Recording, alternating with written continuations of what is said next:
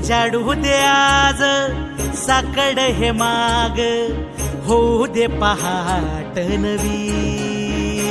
आता होऊन जाऊ दे साऱ्या जगाला पाहू दे, पडू दे पाऊल पुढं. जरी काट पाया खाली लाकड्याला येऊ दे, पडू दे पाऊल पुढं. मोठी लढाई र लढू मातीसाठी र गड्या, मनगटाच जोर लावून.